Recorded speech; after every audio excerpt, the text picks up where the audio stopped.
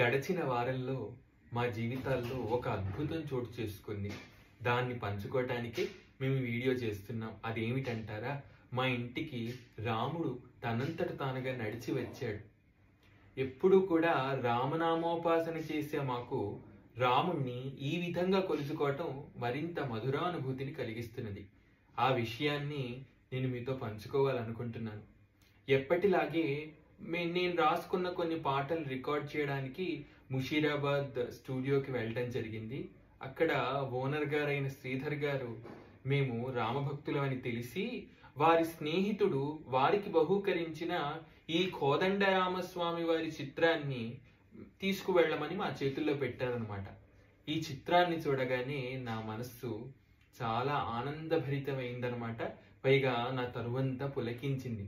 ఎందుకంటే ఇటీవల కాలంలో ఎవరింట్లోనూ పెద్దగా ఈ చిత్రపటాన్ని చూడ్డానికి వీలు కలగట్లేదు.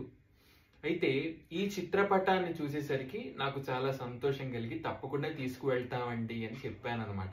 ఇప్పుడు మాకు అది అందజేశారు. ఈ లోపు మేము మా పాటలు రికార్డ్ చేయడానికి రికార్డింగ్ రూమ్ లోకి వెళ్ళి పాడుతూ ఉండగా మాకు పరిచయం లేని ఒకానొక వ్యక్తి వచ్చి అక్కడ కూర్చున్నారనమాట. నాకు ఆసక్తి కలిగింది, ఎవరా వ్యక్తి అని. ముఖ పరిచయం లేదు కదూ. ఆ పాట పాడడం పూర్తి అవ్వగానే బయటికి వెళ్ళాం. బయటికి వెళ్తే వారి పేరు సుబ్రహ్మణ్యం అని వారు పరిచయం చేసుకొని ఇక విషయంలోనికి నేరుగా వెళ్ళారు. అయితే వారు ఇటువంటి చిత్రాలు 2 తెచ్చారనమాట. 2 తెచ్చి ఇక విషయం చెప్పడం ప్రారంభించారు. అదేమిటంటే, నేను రామభక్తుడిని, మా కుటుంబీకులందరూ రామభక్తులమే. అయితే నేను ఒక పని మీద చెన్నై వెళ్ళినప్పుడు వారు చెప్పిన మాటలన్నీ యథాతథంగా నేను మీతో పంచుకుంటున్నాను. వారు ఒకానొక పనికై చెన్నై వెళ్ళినప్పుడు ఒక ప్యాలెస్ లో వారు ఈ చిత్రపటాన్ని చూడడం జరిగిందనమాట. ఆ చిత్రపటాన్ని చూడడం చేత వారు కూడా పులకితులై అలా తదేక దృష్టితో చూస్తూ ఉండిపోయారు. వెనక నుంచి ఆ ప్యాలెస్ తాలూకు మేనేజర్ గారు వచ్చి, ఈ చిత్రపటం మీకు నచ్చిందా అండి, తీసుకువెళ్తారా ఇంటికి అని అడిగారంట. వారు అత్యంత ఆశ్చర్యంతో అలా కూడా ఇస్తారా అని అడిగితే, తప్పకుండా మీరు అడిగితే ఇస్తామని వారికి ఒకానొక చాలా తక్కువ ధరకి ఈ చిత్రపటాన్ని ఇవ్వడం జరిగిందట. ఆ చిత్రపటాన్ని వారికి ఇంటికి తీసుకువచ్చి, నేను మాత్రమే ఆనందాన్ని అనుభవించాలా, నాతో పాటు ఇతర రామభక్తులైన వాళ్ళు కూడా ఈ ఆనందానికి నోచుకోవాలి అని ఆ మహానుభావులు ఏం చేశారు అంటే, ఆ చిత్రపటంలో నుండి ఆ చిత్రాన్ని సంగ్రహించి వారు మరొక చోటికి దాన్ని తీసుకువెళ్ళి దాన్ని నిశితంగా ఫోటోలు తీయించి వాటిని మళ్ళీ డిజిటల్ ప్రింట్స్ గా మార్చారనమాట. మీరు చూస్తోంది అటువంటి ఒకానొక డిజిటల్ ప్రింట్. అయితే వారు ఆ ప్రింటింగ్ ప్రెస్ వాళ్ళకి 250 కాపీలు మాత్రమే చేయమని చెప్పారంట. వారు కూడా నిశుల్కంగా కేవలం ఇదొక భక్తిగా, ఇదొక సేవాభావంతో చేసిన క్రతువుగా భావించి 250 కాకుండా అదనంగా మరో 50, అంటే మొత్తం కలిపి 300 ప్రతులు వాళ్ళు ప్రింట్ చేయడం జరిగిందట. అయితే అదనంగా వచ్చినవి కూడా రామభక్తులకి పంచితే బాగుంటుంది కదా అనే బుద్ధితో ఇతర బంధువులే కాకుండా బయట ఎవరైనా కూడా ఉంటే వారికి ఇవ్వమని ఈ రికార్డింగ్ స్టూడియో ఓనర్ అయిన శ్రీధర్ గారికి వారు చెప్పడం జరిగిందట. అయితే మునుపటి రోజే చేసి వారికి ఫోన్ చేసి మేము వస్తున్నామని చెప్పడంతో, రేపు పిల్లలు ఎలాగూ వస్తున్నారు కదా, వారికి నా వద్దున్నది ఇచ్చేస్తాను, నేను మరొకటి ఎలాగైనా తెచ్చుకుంటాను అనుకున్నారట.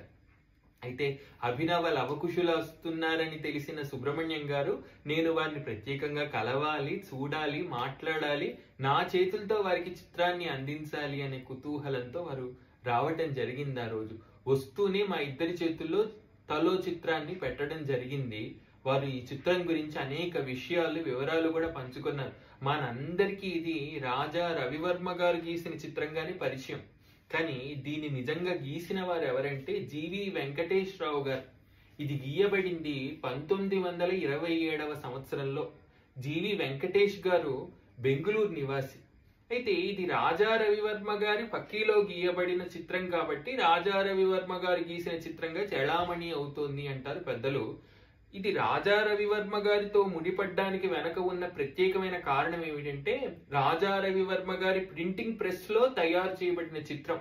వారికి రాజా రవివర్మ FAL వర్క్స్ అని ముంబైలో ఒకానొక ప్రింటింగ్ ప్రెస్ ఉండేదట. ఇదంతా నాకు సుబ్రహ్మణ్యం గారు చెప్పారు.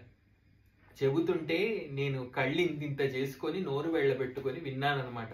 ఇంత అద్భుతమైన చరిత్ర ఈ పటానికి ఉన్నదా అని. ఈ పటమే కాదు, రాజా రవివర్మ గారు చేత గీయబడిన చిత్రాలు అని చెప్పుకోబడే ఎన్నో చిత్రాల వెనక ఉన్న చరిత్ర ఇదే. అన్ని చిత్రాలు బహుశా రాజా రవివర్మ గారు గీసి ఉండకపోవచ్చు.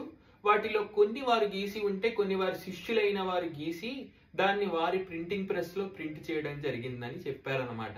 అయితే ఇది ప్రత్యేకంగా వారు ఆనాటి కాలంలో, అంటే ఆ కాలంలో ప్రింటింగ్ ప్రెస్ పెట్టడమే ఒక పెద్ద సాహసం. అంటే ఆ ప్రింటింగ్ ప్రెస్ తాలూకు యజమానిగా ఒక జర్మనీ వ్యక్తిని నియమించారంట. వారికంటూ ఓ ఎస్టేట్ ని నిర్మించి, వారికంటూ తగిన సదుపాయాలు ఏర్పరిచి, ఆనాటి కాలంలో జర్మనీ నుంచి ఒక వ్యక్తిని తీసుకొచ్చి పెట్టడం జరిగింది. అప్పటి నుంచి నిరాఘాతంగా అక్కడ ప్రింట్లు తీయడం జరుగుతోందంట. అయితే కొన్నాళ్లకి విధివశాత్తు ఆ ప్రింటింగ్ ప్రెస్ ఉన్న చోటు అగ్ని ప్రమాదానికి లోనై ఆ ప్రింటింగ్ ప్రెస్ మొత్తం కాలిపోయింది అని చెప్పారు. మొత్తానికి ఆ ప్రింటింగ్ ప్రెస్ ఇటువంటి అపురూపమైన అనేక చిత్రాలకు పుట్టినిల్లయింది. నేడు రాముల వారి ఈ చిత్రం మాకు లభించటం మా పూర్వజన్మ పురాకృత పుణ్యంగా భావిస్తున్నాము. అయితే ఇటువంటి చిత్రాలు ప్రస్తుతానికి విరివిగా లభించట్లేదు కదూ. ఇది లభించేసరికి ఒక అపురూపమైన కానుకగా నేను భావించాను. రాముడు నేను అడగకుండానే మా ఇంటికి నడుచుకుంటూ వచ్చినట్లుగా భావించాను. పైగా కొన్నాళ్ల నుంచి నాకు రామాయణం చెప్పుకోవాలి అని మనస్సులో కోరిక బయలుదేరింది. దాంతోనే తమ్ముడితో ఏ విధంగా చేస్తే బాగుంటుంది, ఏ పుస్తకం నుండి చెబితే బాగుంటుంది, అంటే చెప్పేది వాల్మీకి గారి రామాయణమే అయినా కూడా మనం వ్యాఖ్యానాలు అనేక చదువుకోవాలి కదా. రామాయణం సశాస్త్రీయంగా చెప్పాలి అంటే సాధికారికంగా. కాబట్టి ఎలా చేస్తే బాగుంటుంది, అది కూడా ఈ శ్రీరామనవమికి చేస్తే బాగుంటుంది కదూ అనుకోవడం జరుగుతోంది చాలా కాలంగా. అయితే రాముడి ఆమోదం లభించింది ఏమో. ఈ రూపంలో రాముడు మా ఇంటికి వచ్చి, తప్పకుండా నీవు రామాయణం చెప్పుకోవడానికి అధికారం కలిగిన వాడివే, శ్రీరామనవమికి నీ కోరిక తీరుగాక అని ఆశీర్వదించినట్లుగా నాకు అనిపించింది. ఇప్పుడు శ్రీరామనవమికి ఒక వేదిక కూడా రామాయణం చెప్పుకోవడానికి ఏర్పడింది. త్వరలోనే ఆ వేదిక తాలూకు వివరాలు మీ అందరితో కూడా పంచుకోవడం జరుగుతుంది అని చాలా సంతోషాన్ని వ్యక్తపరుస్తూ కంభంపాటి సోదరులమైన మేము సెలవు తీసుకుంటున్నాం. చాలా సంతోషం.